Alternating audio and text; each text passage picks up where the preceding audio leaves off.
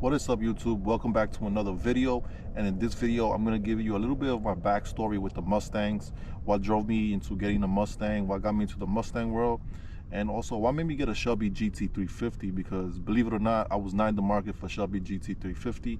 I was actually in the market for a GT Performance Pack Level 2, and I came across a couple things that enticed me to get the GT350, and here we are today with the Shelby.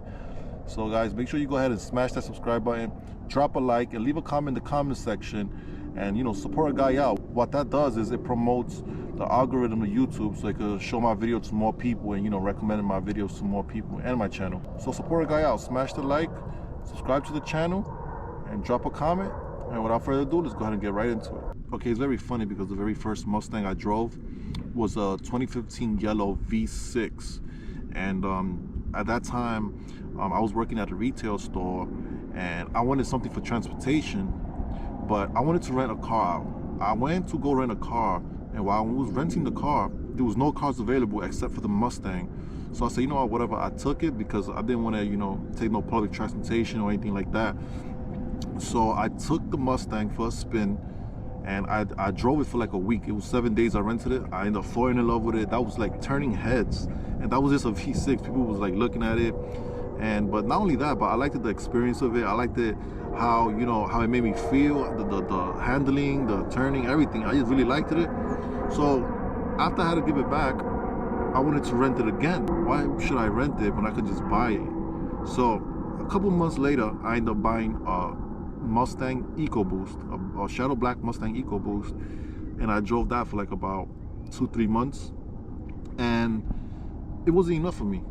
After I was driving and everything, I was like, it sounds so quiet. Like, no offense to anybody who has an EcoBoost, but like a stock EcoBoost is pretty quiet. And at that time, I don't think they had all those loud exhaust pipes that they have now that come stock with it. So it was very quiet. So I wanted something more. So I said, you know what? I traded that in and got me a GT, and that one was a little better. I got a resonator delete for that. I changed the whole thing. I put a Corsa Extreme X pipe. I'm talking about the whole body I changed, and that ran me for a good while. After, what happened was I wanted to get a GT Performance Pack Level 2, and it's funny because while I was doing my research in my due diligence on YouTube, I kept coming across this guy doing Shelby reviews. If you're watching this video, you probably into the Shelbys already, so you probably watched this guy called Ray's Rides. And Ray's, if you're watching this right now, it's your fault I got the Shelby, man. He always kept making reviews about it, and then he did a comparison with the GT, excuse the airplane. He always kept doing comparisons with the GT and the Shelby, or sometimes he would just do straight up Shelby GT350 videos, and it grew on me. It literally grew on me, and I said, you know what, I might go with this. And then next thing you know, I'm in the market for a GT350. It's crazy. It's very crazy. And I was never into Mustangs, like I said. It all came down when I did my first rental with the Mustang. I did it just to go to work, just to go to A and B, and I ended up falling in love with it. And then by the time you know it, I ended up growing a passion for the car. So there's a little bit backstory about myself.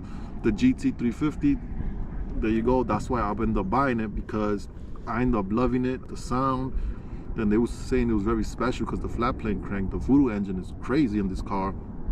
I still think this is one of the best sounding cars in the world. I don't know, maybe it's just me. I don't drive cars like that, like the exotic ones like that, but I think this sounds really, really good, man. For the price, it's not even 100K, and it's really, really good. Also guys, I know I haven't been doing a lot of videos. I will be making more content. The summertime is coming, so I am going to be doing some couple meetups with other Shelbys and other cars in general, hopefully.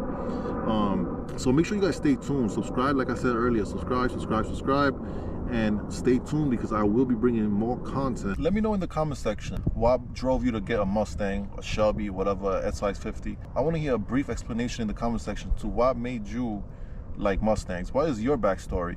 I'm very interested in knowing. I love hearing about it, and I read every single comment, and I reply back to every single comment. I don't just like leave it there and all that. All right guys, so thank you so much for watching, and I'll see you in the next one. Peace.